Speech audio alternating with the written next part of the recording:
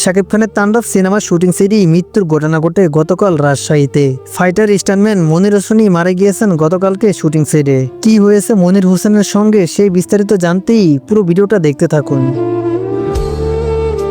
শাকিব খান অভিনীত তাণ্ডব সিনেমার শুটিং চলছে রাজশাহীতে। শুটিং সেটেই অসুস্থ হয়ে মনির হোসেন নামের এক স্টান্টম্যানেরই মৃত্যু হয়েছে। ইন্না লিল্লাহি ওয়া ইন্না ইলাইহি রাজিউন। শনিবার 3 মে বিকালে রাজশাহী মেডিকেল কলেজ হসপিটালের চিকিৎসক তাকে মৃত্যুর ঘোষণা করে বলে জানিয়েছেন পরিচালক রায়হান রাফি।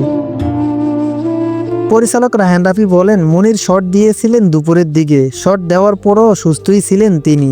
সবার সঙ্গে গল্পও করেছিলেন। 1-2 ঘন্টা পর হঠাৎ করেই তার শরীর খারাপ করে। তারপর হাসপাতালে নিয়ে গেলে ডাক্তার জানান মনির মারা গেছে। পরিচালক রায়হান রাফি আরও বলেন, সকালের দিকে মনির স্ট্রোক করেন, কিন্তু কাউকে বুঝতে দেননি। অসুস্থ বা খারাপ লাগার কথাও কাউকে জানাননি। এই পরিচালক আরো বলেন, অল্প বয়সে মৃত্যু খুবই কষ্টদায়ক। আমরা তার মরদেহ ঢাকায় পাঠিয়েছি তার পরিবারের কাছে এবং তার পাশে থাকবো, সর্বোচ্চ চেষ্টাও করব।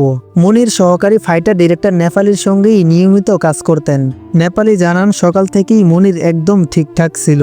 শট শেষ হওয়ার পরেই হঠাৎ মাথা ঘোরা শুরু হলো, বমি করতে লাগলো। তখন হসপিটালে নিয়ে যাই, কিন্তু ডাক্তার জানান সে মারা গেছে। মনির স্ট্রোক করেছিল।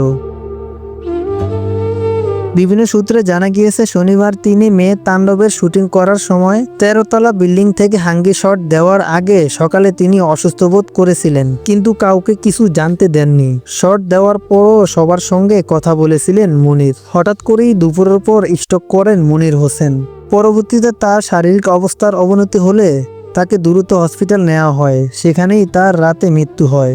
শাকিব খানের তাণ্ডব সিনেমায় স্ট্রোক করেই মারা গেলেন মনির হোসেন স্টান্টম্যান। যেই সিনেমাটি আগামী কুরবানি ঈদেই আসতে চলেছে, তারই শুটিং চলছে দ্রুত গতিতে। তো যাই হোক ভিউয়ার্স, মনির হোসেনের জন্য সবাই দোয়া করবেন, উপরে যেন তিনি ভালো থাকেন।